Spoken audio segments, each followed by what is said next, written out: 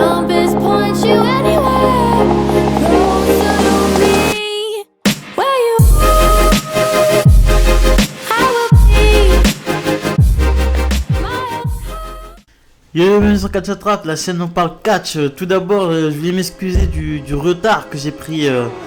J'ai eu un très gros problème avec mon ordi, il a fallu que j'emmène en réparation et tout.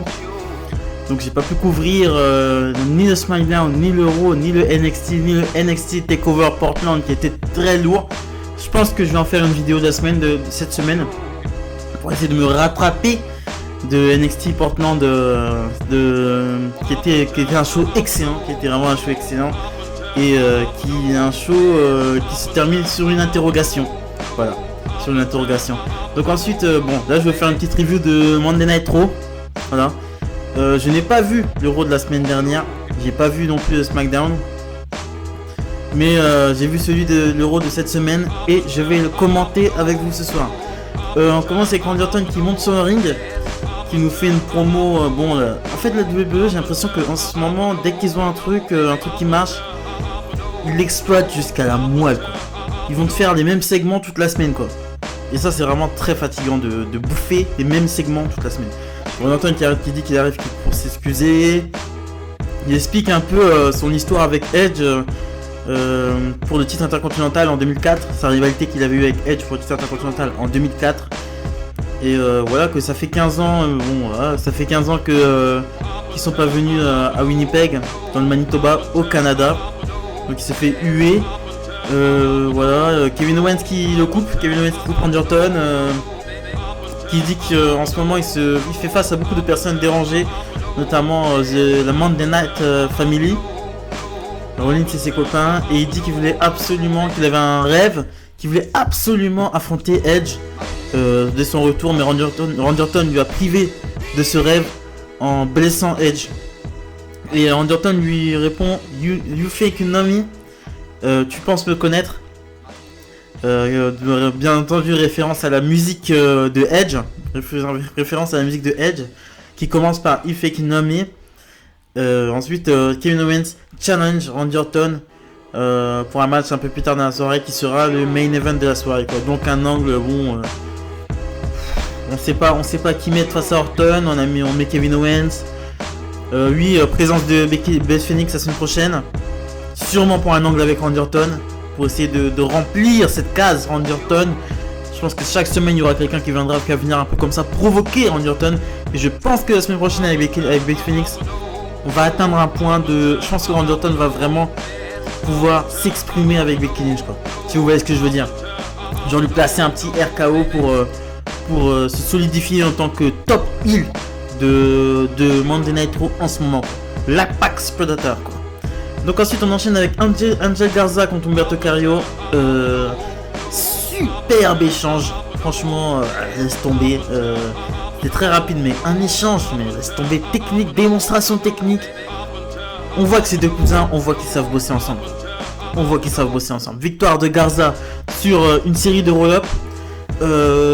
La semaine prochaine, écoutez bien, retour d'Andrade Cien Almas. Andrade fait équipe avec Angel Garza contre Humberto Carrillo et Rey Mysterio. Match de rêve. J'attends ce match avec impatience. Pour moi, ce match-là, il aurait dû être au Super Showdown. J'attends ce match-là avec une impatience folle. Donc ensuite, on enchaîne avec Ricochet contre Luke Gallows. Ricochet qui va se taper apparemment tous les membres de The OC. Brock Lesnar est là ce soir, mais non, Ricochet préfère s'attaquer à Luke Gallows. Bon, voilà, hein, logique WWE encore une fois. Victoire de Ricochet avec un Shooting Star Press, un Ricochet qui change de finisher chaque semaine. Une fois c'est le Ripcoil, le Shooting Star Press ou son 630 Splash, on sait jamais c'est quoi son finisher, mais il bat Luke Gallows.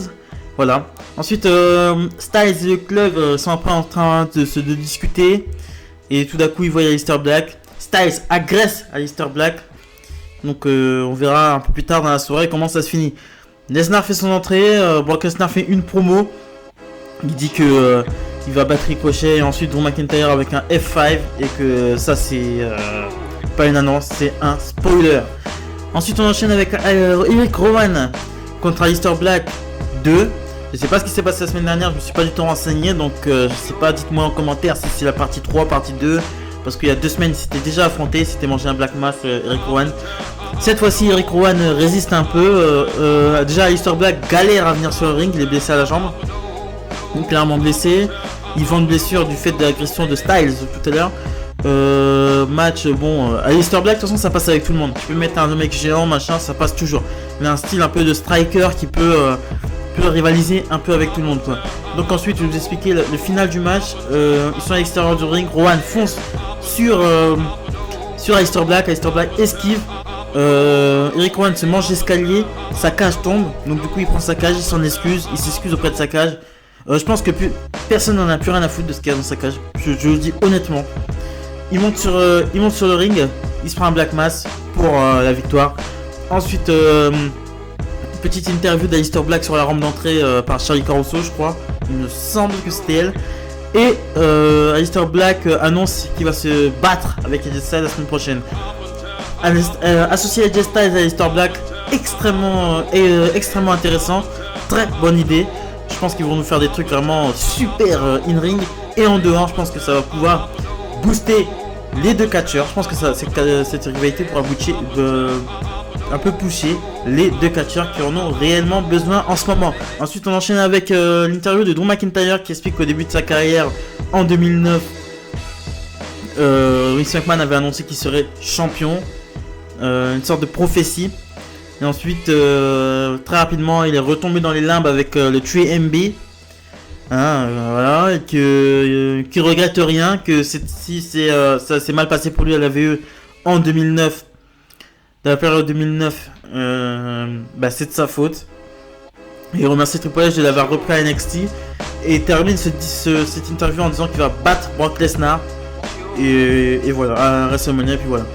Drew McIntyre qui, je pense, est très mal utilisé depuis.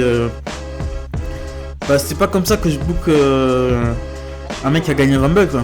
Je lui donne un adversaire, je lui donne une rivalité entre le Royal Rumble et WrestleMania, donc Super Showdown. Je lui donne une rivalité avec un mec fort. Voilà, je lui donne une rivalité avec un mec vraiment fort pour qu'il puisse se faire les dents. Je lui donne pas des petits mecs, des MVP, je sais pas quoi, des petites interviews. C'est du remplissage, ça. Ça, c'est du remplissage. C'est du remplissage et j'aime pas ça. On sent que c'est vraiment, ils savent pas quoi faire de lui en attendant Mania et voilà. Donc ensuite, R-Truth est sur le ring, il présente son émission de Truth TV. Il invite Lana et Bobby Lashley. Donc R-Truth lance quelques petites vannes par rapport au film Sonic qui vient de sortir. Bon, voilà. On s'ensuit un combat entre R-Truth et Bobby Lashley. Victoire de Lashley très rapidement avec un spear qui fait compter pour la victoire. Apparemment la rivalité Bobby Lashley Lana Rusev est terminée. Apparemment c'est terminé pour notre plus grand bonheur. Voilà. De toute façon après il y a des rumeurs de Rusev qui va partir, il y a des rumeurs de départ de la part de Rusev, c'est pas clair cette histoire. Mais j'ai vu un article comme quoi il serait peut-être pas là pour le match, le nouveau style de match qu'il y aura au Super Showdown, je sais pas encore. Suite signature de contrat pour les Messieurs Chamber féminins. Toutes les filles, Asuka, Natalia, Lana, Montana Brooke, d'autres là, je sais pas quoi, Liv Morgan, voilà. Donc voilà, toutes les filles sont sur le ring à part Shayna Baszler. Donc Shayna Baszler, sa musique retentit, mais elle arrive par le public. Elle signe son contrat, tout le monde commence à s'embrouiller, tout le monde se bat, ça part en bagarre générale. Sauf que Baszler se bat contre personne, elle se fout un peu de la gueule de tout le monde, toutes les filles se foutent dehors à part Baszler. Bien entendu là, Becky Lynch arrive, face à face avec Shayna Baszler, ça commence à se fight de ouf, et le public par contre, quand ils se sont face à face, ça a popé de ouf. Ça a vraiment popé de ouf. Et ça fait plaisir de voir un public chaud comme ça, quoi. Ça avait vraiment pour des filles, ça fait plaisir de voir un public popé de la sorte. Donc ils sont séparés par les officiels et l'angle se termine comme ça. Ensuite on enchaîne avec Angelo Dawkins contre Buddy Murphy. Victoire de Angelo Dawkins par disqualification. Rollins est venu agresser Dawkins. Ensuite Montez Ford provoque Seth Rollins. S'ensuit un combat entre les deux. Très bon échange, franchement. Montez-Fort, je pense qu'un jour il faudrait qu'il parte en solo. Je pense qu'il aurait énormément de succès en solo. Il est très charismatique par rapport à. Il éclipse complètement Angelo Dawkins, faut dire la vérité. Il l'éclipse. Voilà, c'est vraiment. Voilà. Et ouais, très bon match, mais Rollins qui l'emporte logiquement avec son curb stomp. Voilà. Ensuite, on enchaîne avec le main event of the evening. Randy Orton vs Kevin Owens. Le combat commence très rapidement. La Messiah Team arrive pour déstabiliser Kevin Owens.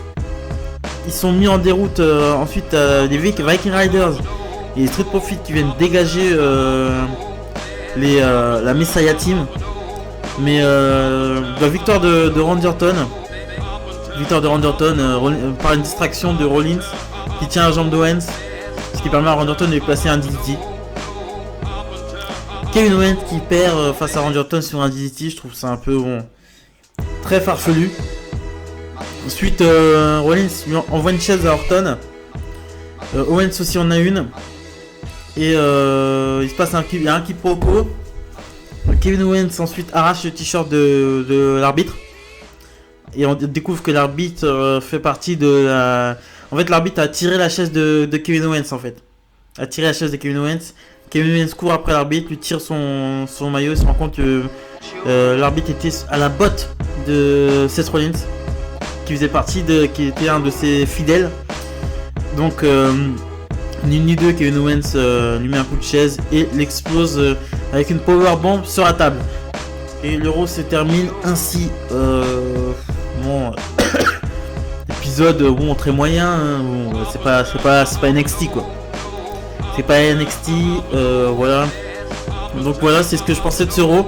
Je pense que je vais vous sortir une vidéo de pronostic de Super Showdown carrément dans la foulée. Et je vous remercie. Abonnez-vous, likez, c'est très important pour le développement de la chaîne. Salut.